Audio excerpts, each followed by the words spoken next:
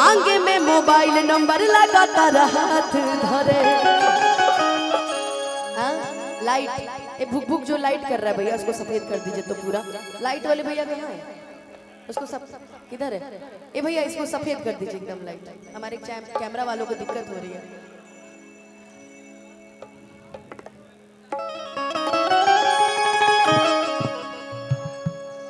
अरे कौन एगो गाना इस टाइम आया है, सुमन भैया पे एकदम सूट करता है कि सीला बटपा चूड़िया होरे लुगे जा, सीला बटपा चूड़िया होरे लुगे जा, कि अपना राजा के हई दिलवा काहे तोड़े लुगे जा।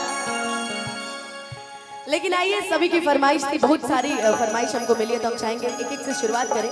आइला हो बारात करे या कि हमसे बात करे, मांगे में मोबाइल नंबर लगातार हाथ धरे, कि गोरी फूल झड़ी बारू पापा के परी बारू, कि गोरी फूल झड़ी बारू आ पापा के परी बारू।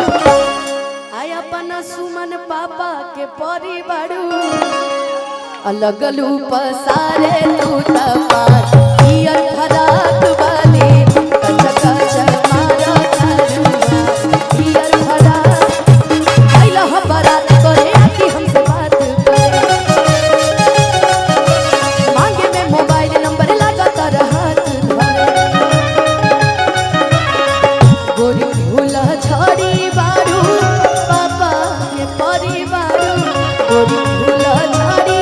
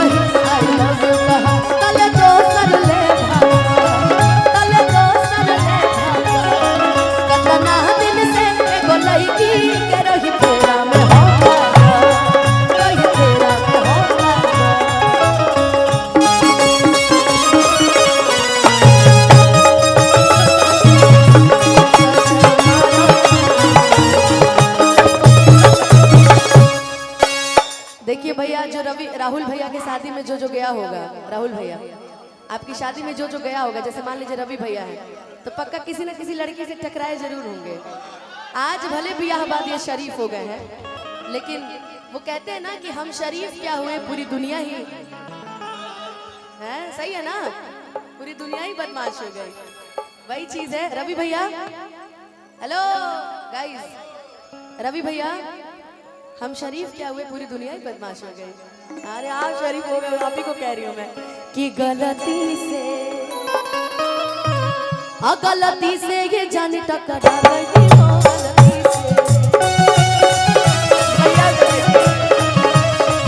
गलती से ये जाने टकरा गई हो, गलती से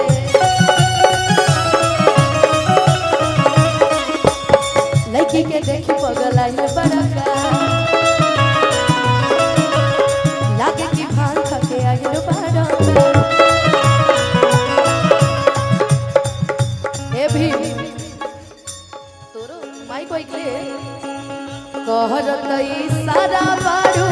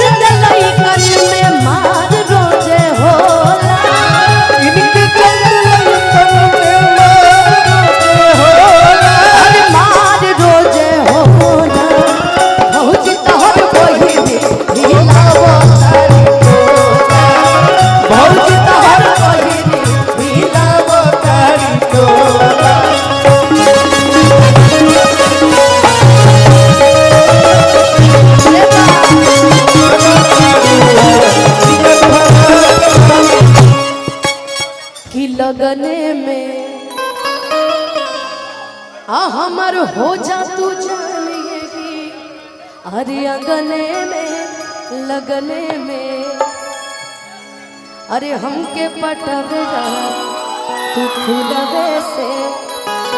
हमें राहुल भैया की तरफ से बहुत सारा आशीर्वाद। अरे मारब चला के रसगुलवे से, कि आगे आगे आंसू खई है, अरे पीछे पीरिया सुपई है। अरे आगे आगे आंसू खई है, अरे पीछे पीरिया सुपई है। कि पवन के मान दिह तू जा